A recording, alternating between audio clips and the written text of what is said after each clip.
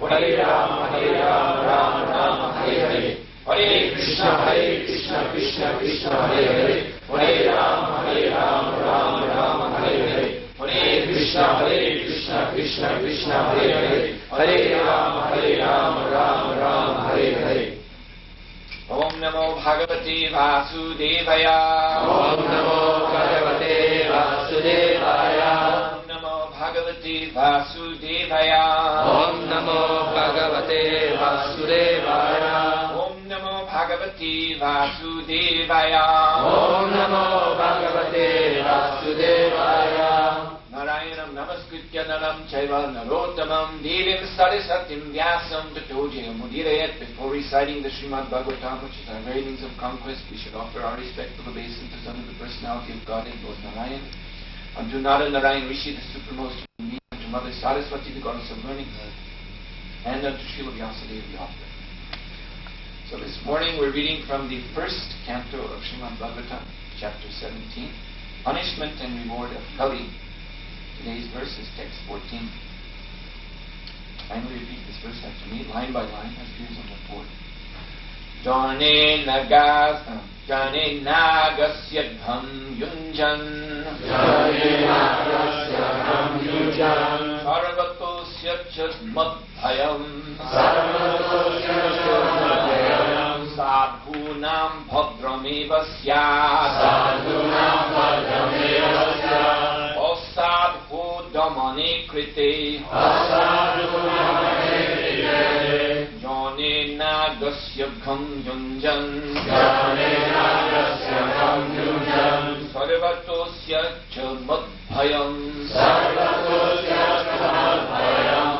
Sadhunam bhadrameva syat. Sadhunam bhadrameva syat. Asadhu damane krite. Asadhu damane krite. Jane nagasya dham yunjan. Jane nagasya dham yunjan. Sarvatosya chadmadbhayam. Sarvatosya chadmadbhayam. Sadhunam bhadrameva syat. Sadhunam bhadrameva syat. Asadhu damane krite. Asadhu damane krite. Jane nagasya dham yunjan. Jane nagasya dham yunjan. Sarvatosya chadmadbhayam. Sarvatosya chadmadbhayam. Sadhunam bhadrameva syat. Sadhunam bhadrameva syat. Asadhu damane krite. Asadhu damane krite. Jane nagasya dham yunjan. Jane nagasya dham yunjan. Sarvatosya chadmadbhayam. Sarvatosya chadmadbhayam. Sadhunam bhadrameva syat. Sadhunam bhadrameva syat. Sadhu damane krite. Asadhu damane krite. Jane nagasya dham yunjan. Jane nagasya dham yunjan. Sarvatosya chadmadbhayam. Sarvatosya chadmadbhayam.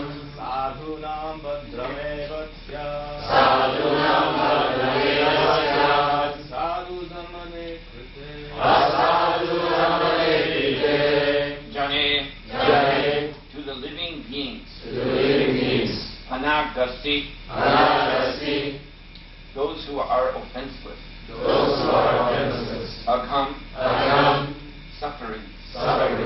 Yunjan, by applying. Sarvataha, anywhere and everywhere. Asya, of such offenders. Cha, and. Matbhayam, fear me. Sadhunam, of the honest persons. Bhadram, good fortune. Eva, certainly.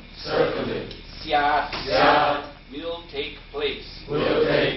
Asadhu, dishonest miscreants. Domane, curbed. Krite, being so done. Translation and purport by Divine Grace. A.C. Bhaktivedanta Swami Srila Prabhupada Ki Jai. Whoever causes offenseless living beings to suffer must fear me anywhere and everywhere in the world. By curbing dishonest miscreants, one automatically benefits the offenseless. Dishonest miscreants flourish because of cowardly and impotent executive heads of state. But when the executive heads are strong enough to curb all sorts of dishonest miscreants in any part of the state, certainly they cannot flourish.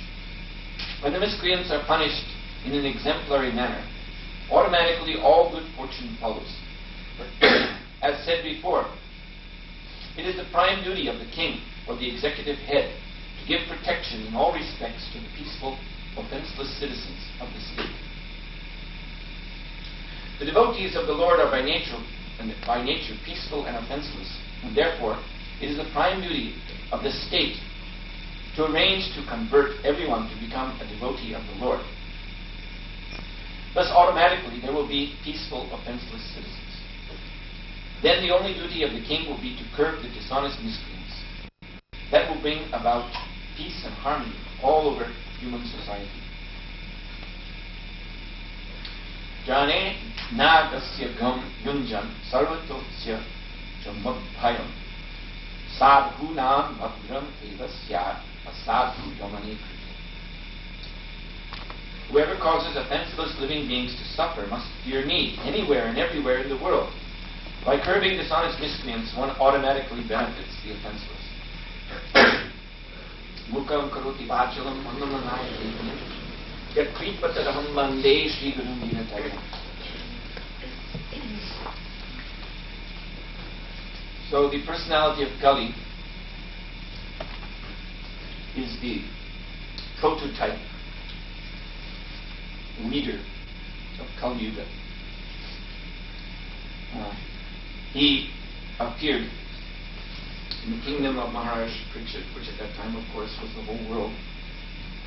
He appeared in the guise of the king, dressed up with the royal insignia, crown, and so on.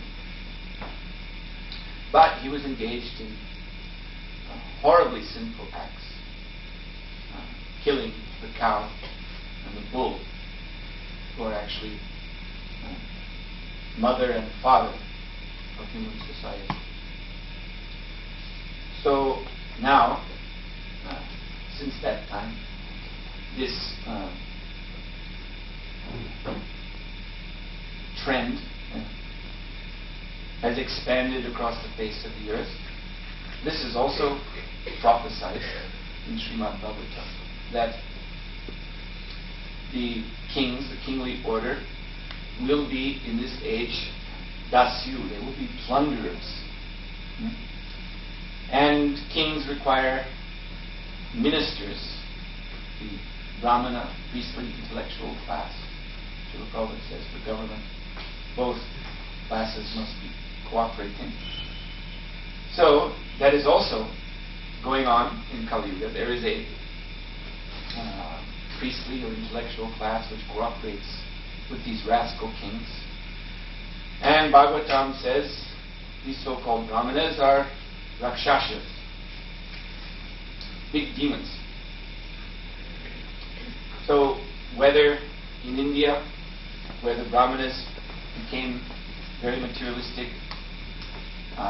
demigod worshippers, proponents of non-Vedic philosophies, such as atheistic Samkhya philosophy, or Karma Mimamsa philosophy, or even Buddhism, which is totally anti-Vedic, and then later the Mayavadi philosophy. And the kings in India also, supported by such Brahmins, the famous in history, plunderers. Outside of India, in the West, the same thing is going on in a different cultural context, perhaps. In the West, the Brahmanas or intellectuals are materialistic scientists of the Western style of science. But the kings, these authorities, are no less rascals, plunderers. So Maharaj Pariksit, seeing this trend manifesting 5,000 years ago, he immediately put a stop to it. Now this verse is very illuminating because it shows us that Maharaj Pariksit, his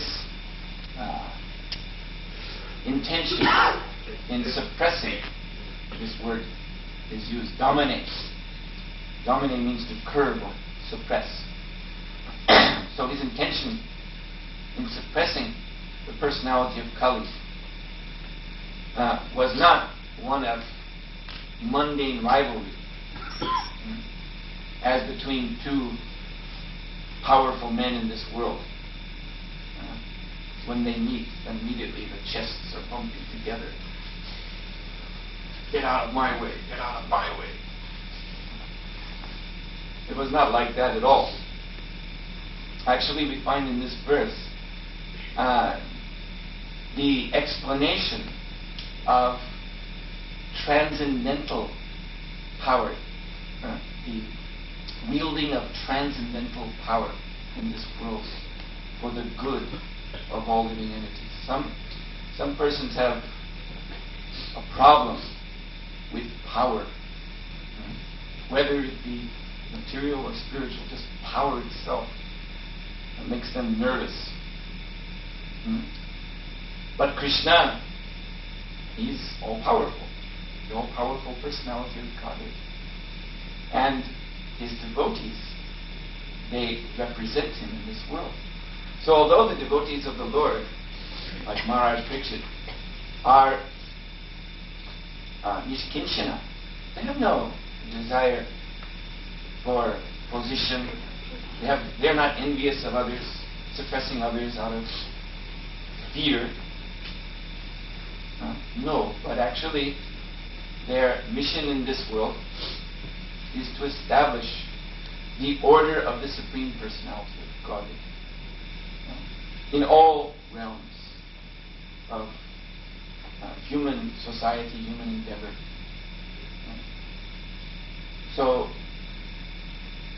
therefore, just as we see in the pastimes of Chaitanya Mahaprabhu, there's a very nice example of this. How devotee is actually reluctant. He's reluctant to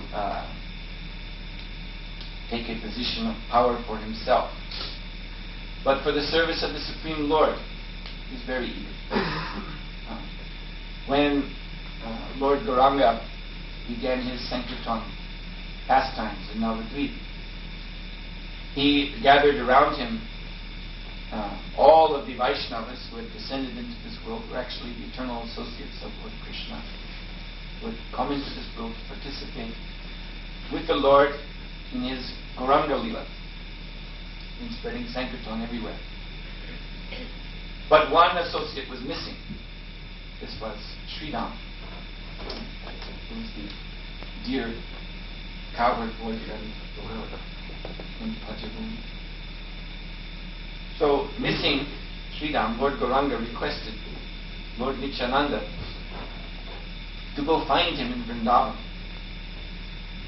Sridham had actually been staying in a cave in Vrindavan.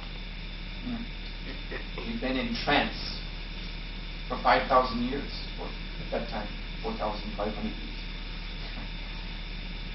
And so Lord Nityananda sought him out and awoke him from this, brought him back to external consciousness from this trance. And Sridham asked him, "Who are you?" And Lord Nityananda replied, I am Balaram. And Sridham didn't at first believe him until they ran a race around Govardhan Hill. And Sridham could understand only Lord Balaram could beat me in the race around Govardhan Hill, which they ran around the whole hill in just a few moments. So then Sridham, he requested Lord Nityananda to please explain, why have you woken me from my trance? It is now Kali Yuga. I don't like this age. And Lord Nityananda explained that Lord Gauranga is calling you. He is manifesting his Sankirtan pastimes in this world to bring Krishna prema to everyone.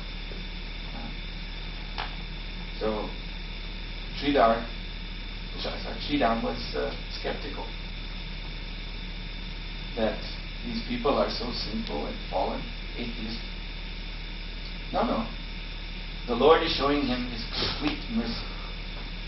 And he's feeling that without you, his pastimes will not be complete. So you must come. So Sridham was very reluctant. Finally, it is said, he expanded himself. He expanded himself into a form that was called Abhiram.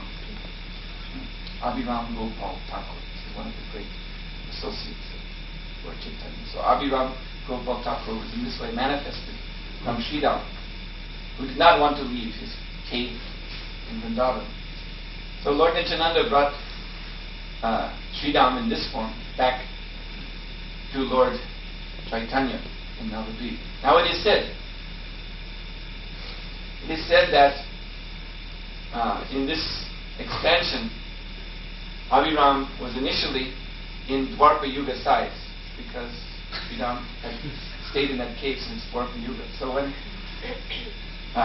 Abhiram appeared before Lord Gauranga, and Lord Gauranga explained the mission that he wanted him to undertake, to help him subdue the atheists, the opponents of Krishna consciousness in this world, Lord Nityananda remarked, but it will not be very good if he does this in this form, such a huge form. So Lord Gauranga and Lord Nityananda, they hung from the shoulders of Abhiram Das Thakur. In this way they pulled him down to his formal size.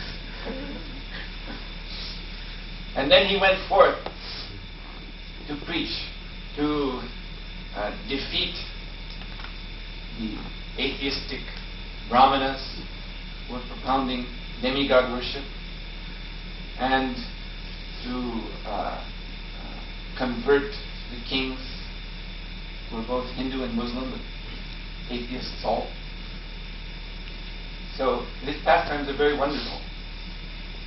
That he used to go to temples where demigods were worshipped, and he would offer obeisances to these murtis, and they would crack, they would crumble, and people would see that these are just idols, dead idols, and our so-called religion worshipping these dead idols is also dead.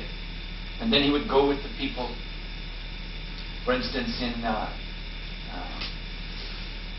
the place of Jayadev Goswami, where Jayadev Goswami, Kenduli Bilva, is called. There's beautiful deities of Jayadev called Radha Madhav in one temple there. So he went there with a very great entourage of people. And there he bowed down before the deities of Sri Sri Radha Madhav, and the deities glowed brilliantly and then began to dance. And everyone could see, it was very graphically displayed to them, that we should worship only Sri Sri Rama and Krishna and not demigods. And he was always, you see, because he was simply immersed in his identity as Sridham, Abhiram Gopal would, without consideration, although his form had been reduced, but without consideration for the nature of things around him in this Kali Yuga, he would display the pastimes of Sridham. For instance, once there was a huge log which was floating downstream, a log so big that 16 men could not lift it. So he saw this log and he remembered his identity as Sri Ram and how Sri Ram plays a flute, and he thought this would be a nice flute. So he picked that log out of the river. Huge log. And his wife, Malini, was there. Malini is Vrindavati, Gopi. And he was handing the log to her. She was also taking it. Yes, this would be a good flute for you.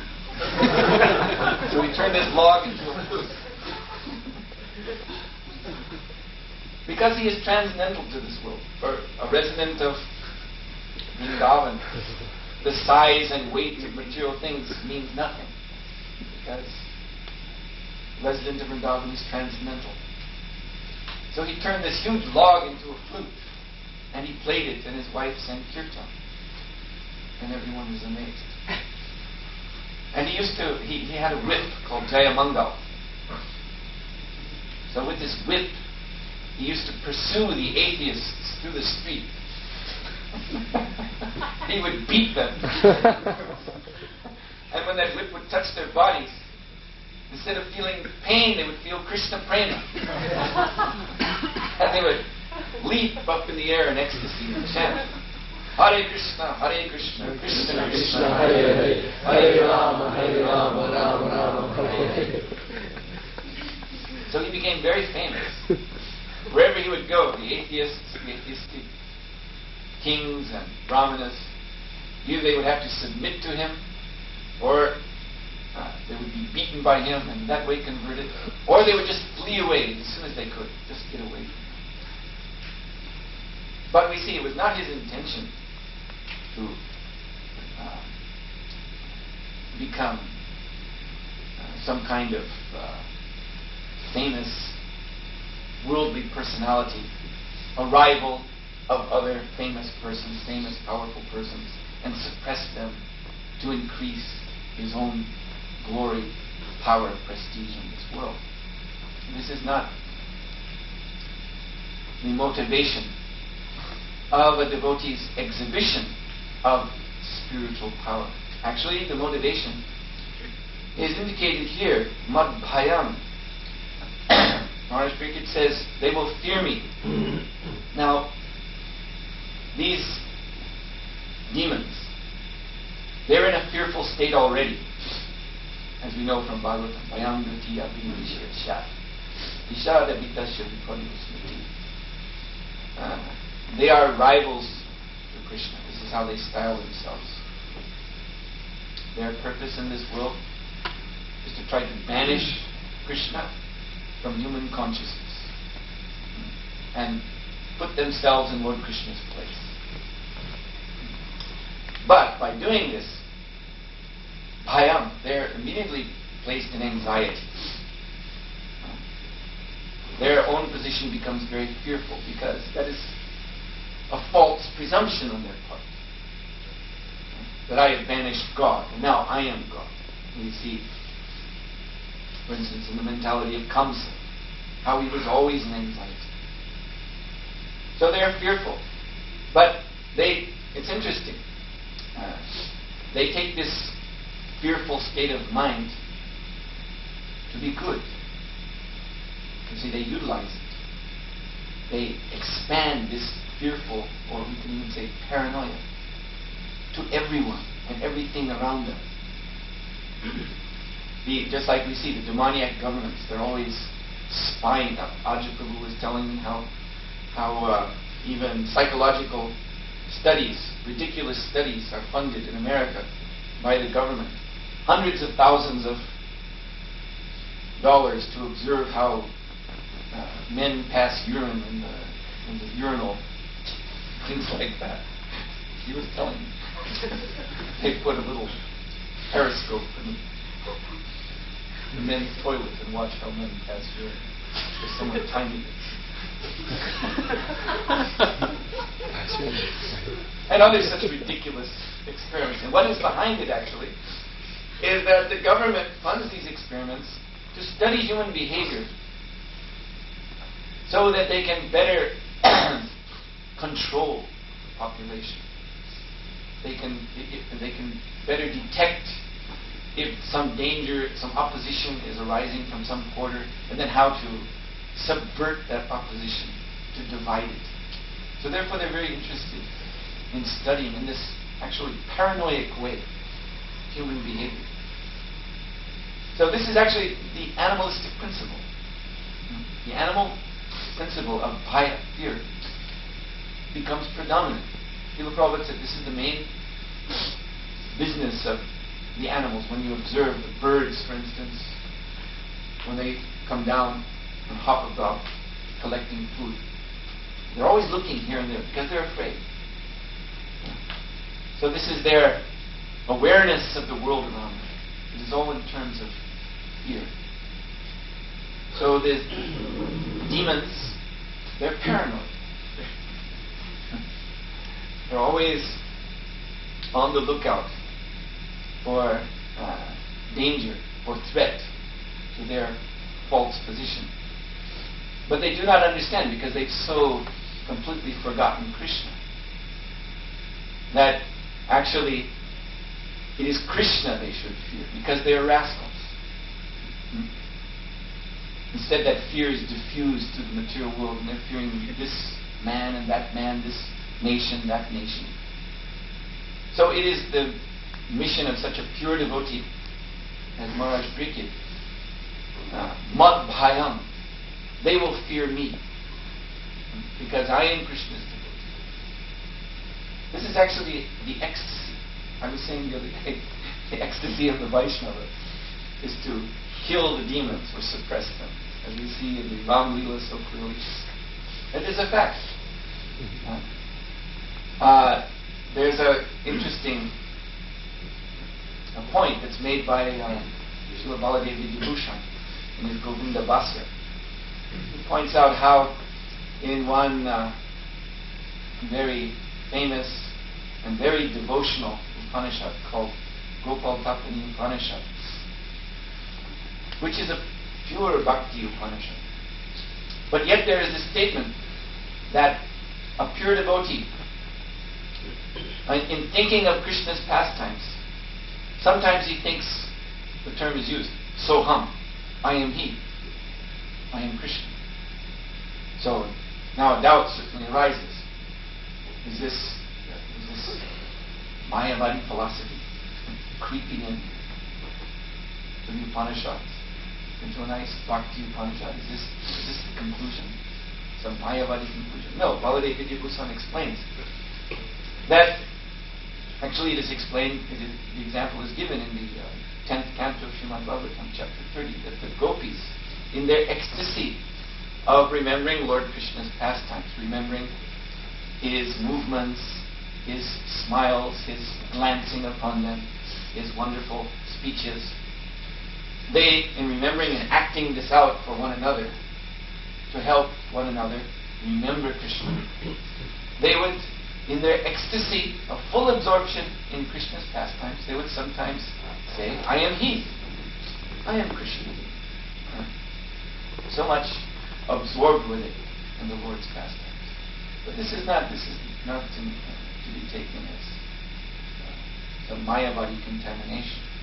So similarly, we see Maharaj Pariksit is also exhibiting this ecstasy, in that these demons, they're actually fearful of Krishna, but because they're in Maya, so totally in Maya, they've forgotten Krishna completely.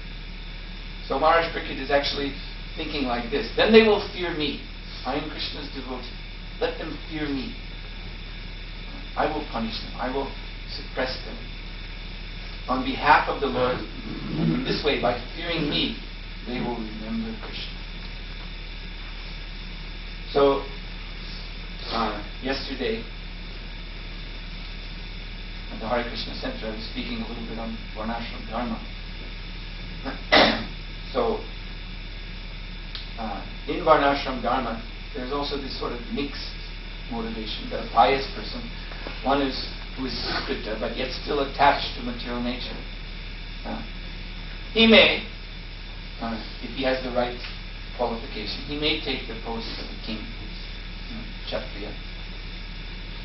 And there yes, he may actually be still, because of some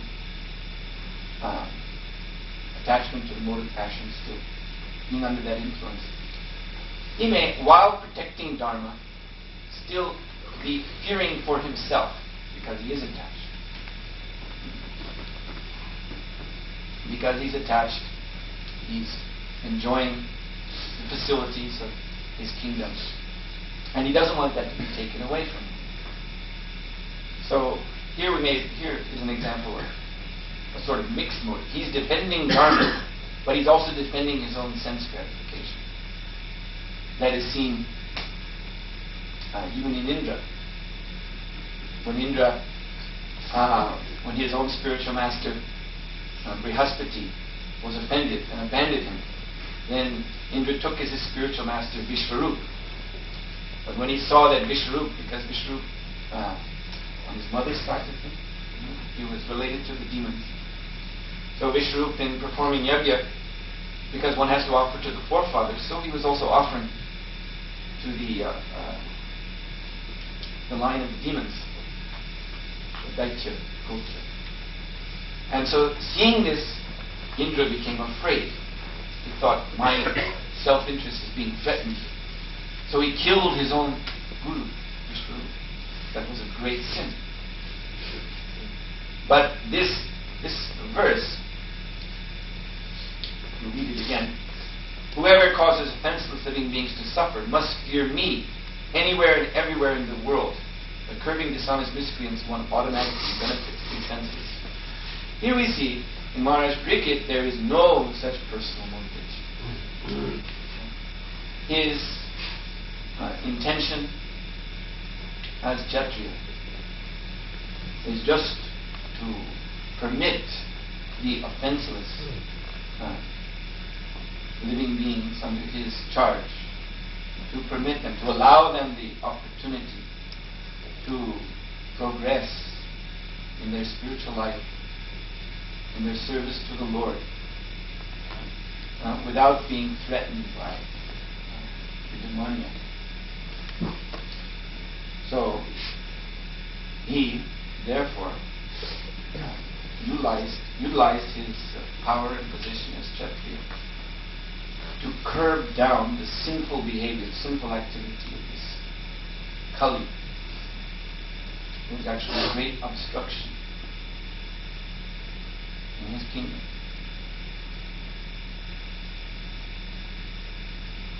So there's no question of any personal motivation on the part of Maharaj Pariksit. This verse is expressing the sentiments of a pure devotee, mission of a pure devotee in this world. Are there any questions?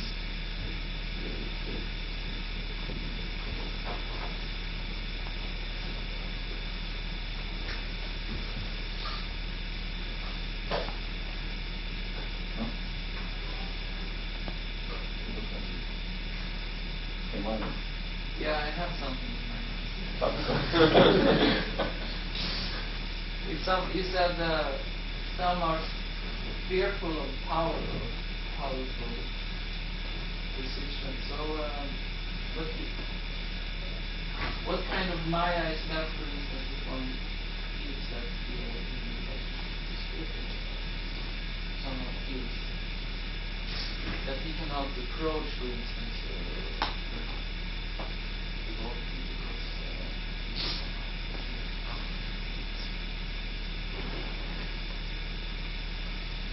Yes, well, you see, Sri Krishna, he's the all-powerful personality of Godhead.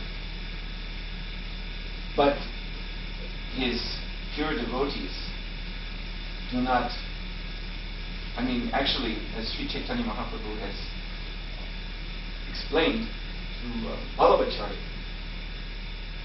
that the pure devotees, those who have Kevala Bhakti, pure devotion, they're actually not taking into consideration his Aishwarya, his power. They are approaching the Lord in love, desiring to render loving service. and Krishna, by his mercy, is reciprocated. So similarly, among devotees of the Lord, why should there be, although devotees of the Lord, as we've seen, they're the most powerful, because they're Krishna's representative. So this power, this is actually, the force of this power is actually felt by the non-devotees. They must submit themselves to Krishna. This is the beginning of spiritual life. It begins with submitting oneself to Krishna. So because they're non-devotees, they have to be convinced sometimes by exhibition of power when Krishna himself comes, or when the pure devotee is preaching. He displays the power of argument, power of logic. His purity is felt in that way. And thus the non-devotees must submit or go away. Among devotees themselves, devotees who have surrendered to Krishna and are rendering service to him, why should there be this fear of power? Of course, there is respect. We respect one another as devotees, and we see our senior godbrothers, senior devotees in ISKCON, leaders of ISKCON. We see their responsibility and how they've been empowered by Krishna to carry out a very difficult task.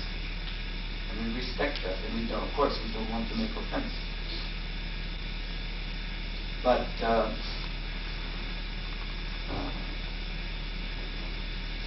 apart from that, I mean, that is there, but the relationship between devotees is actually one of love, as explained by Srila Rupa Goswami, the Bhakti Pramudina.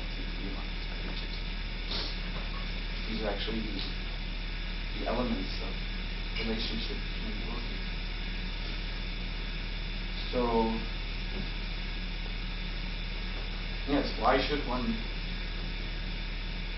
consider like that? That someone is so powerful that I cannot approach him.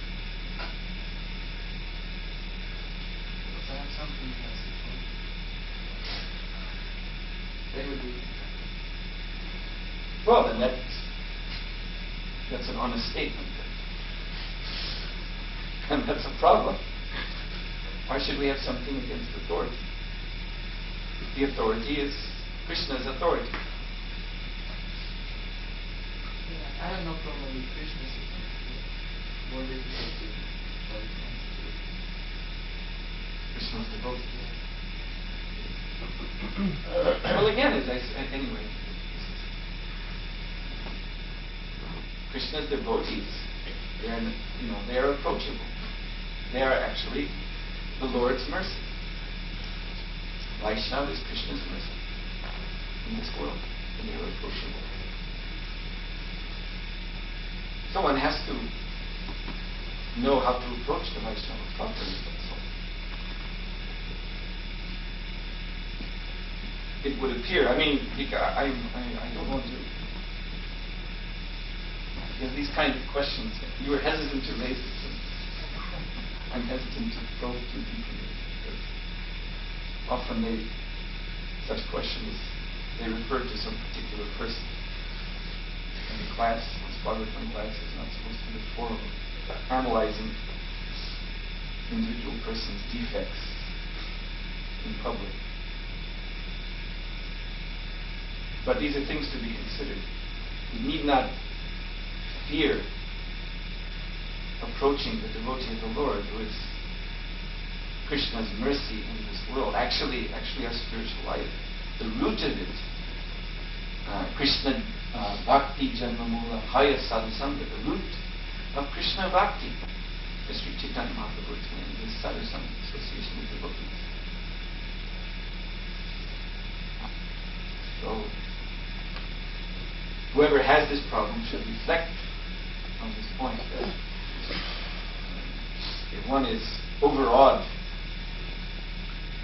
by the position or power of other devotees, and is thus afraid, fearful to approach them, then he is depriving himself of sadhusanga. And it's